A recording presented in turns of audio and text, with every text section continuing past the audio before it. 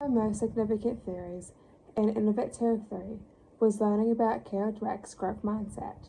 Before this, I believed if I wasn't good at everything and I made mistakes, I thought it meant I wasn't capable.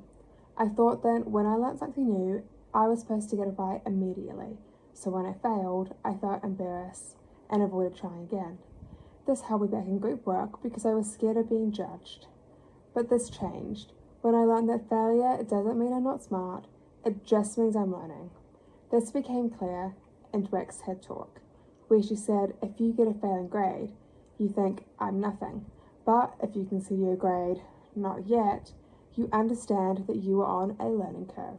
She describes it as the growth mindset, saying, I love a challenge, which really stuck with me.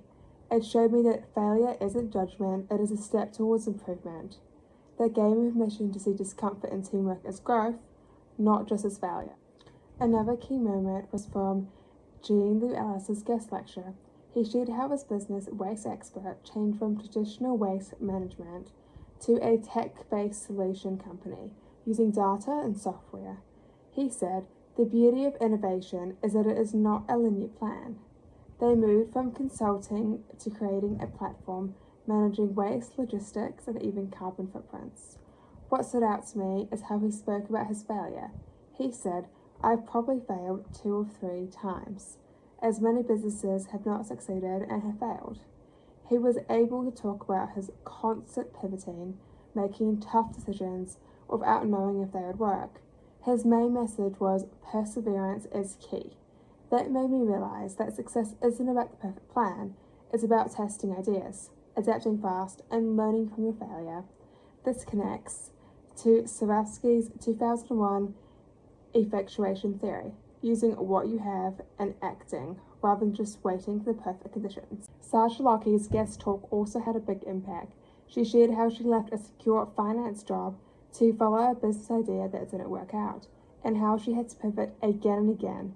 Her message is that failure is a part of growth, and it gave me confidence to view setbacks differently. She said you need to take risks and surround yourself with people who believe in your purpose.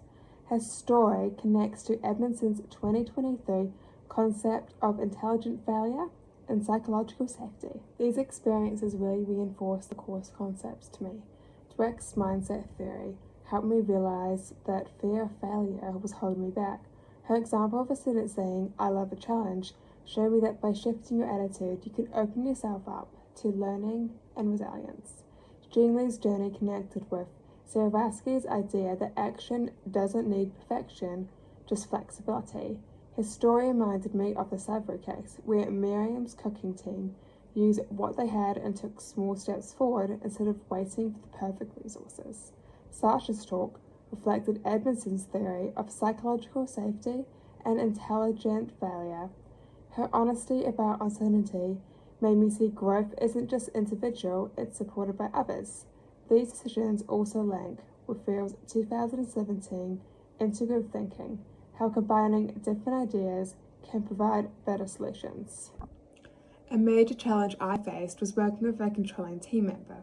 He insisted on leading, saying he usually did most of the work anyway and got top grades. He scheduled in-person meetings last minute and pushed his ideas strongly, often rejecting feedback from others, including mine. This reflects a fixed mindset. Dweck 2007.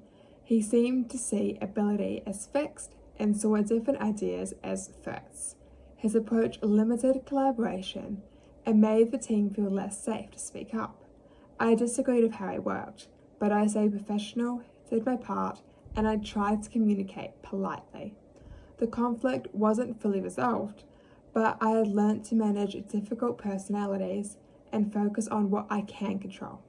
My effort, attitude, and boundaries.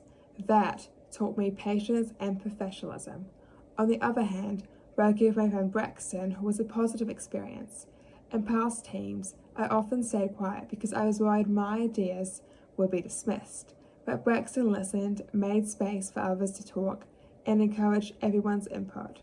When I shared an idea, he would build on it or ask for questions, which made me feel valued and more confident to speak up. These 2 teammate experiences taught me a lot about group dynamics. With the controlling teammate, I learnt how the lack of psychological safety, Edmondson 2023, made this collaboration harder. I learnt that even if I can't change somebody else's behaviour, I can stay respectful, focusing on doing my own part well. Working with Braxton showed me how psychological safety can make a huge difference. His support helped me feel heard and included, that gave me the confidence to contribute. It proved that people thrive when they feel safe to share. Together, these experiences changed how I think about teamwork. I used to think that good teamwork was about having the best ideas, but now I see it's about creating the type of space where everyone can feel empowered. Moving forward, I want to be the type of teammate who encourages others, just like Braxton did for me.